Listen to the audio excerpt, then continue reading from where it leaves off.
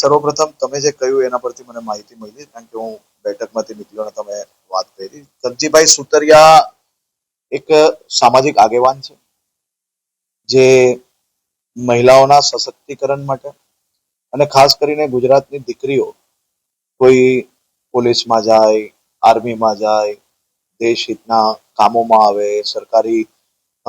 અલગ અલગ વિભાગોની અંદર ખાસ કરીને આ દીકરીઓ પોતાનું કેરિયર બનાવી શકે, રાજ્યની સેવા કરી શકે, એ દિશામાં કામ કરતા હોય છે. મહિલા સશક્તિકરણ માટે એ હંમેશા પ્રયત્નશીલ હોય છે અને હું માનું છું ત્યાર સુધી, જેમ તમે મને જે કહ્યું એ અગર જોઈએ તો એમનું જે ધ્યેય છે એ મહિલા સશક્તિકરણમાં આવનારા દિવસોમાં વધુમાં વધુ દીકરીઓ બી પોતાના સશક્તિકરણ માટે આ પ્રકારના ટ્રેનિંગ લે, આ પ્રકારની જે પોતાનું કોન્ફિડન્સ છે એ ડેવલપ કરે, તે માટે બોલ્યા હશે એવું માનું છું. અને ખાસ કરીને ગુજરાતની સુરક્ષાની વાત કરીએ તો આજે બી દેશનું સૌથી સુરક્ષિત રાજ્ય તરીકે ગુજરાત છે. અને ગુજરાત એક જ એવું રાજ્ય છે કે જ્યાં દીકરીઓ પર બનેલી ઘટનાઓમાં કડકમાં કડક પગલા જ માત્ર ભરાતા નથી,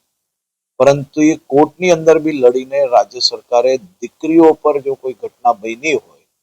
તો એની ઉપર સખ્ત કદમ ઉઠાવીને સખ્તમાં સખ્ત સજા અપાવવામાં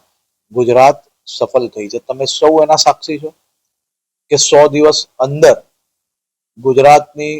અનેક દીકરીઓને ન્યાય અપાવવામાં ગુજરાત સરકારને સફળતા પ્રાપ્ત થઈ છે. ખાસ કરીને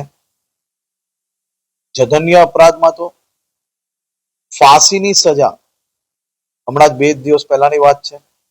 ભરૂચ જિલ્લાના અંકલેશ્વરમાં માત્ર 72 દિવસની અંદર કેસ ચાલીને ગુનેગારને ફાંસીની સજા સંભળાવવામાં આવે. કે સુરત શહેરની વાત હોય, કે પછી ભાવનગરની વાત હોય, કે પછી અલગ અલગ જિલ્લામાં ઐતિહાસિક જે ચુકાદા આવ્યા છે, એ જોશો તો જ અંદાજો આવશે કે આપણા રાજ્યમાં તારીખ પે તારીખની જે માન્યતા હતી, જે લોકો એવું માનતા હતા કે સામાન્ય રીતે કોઈ ઘટના બને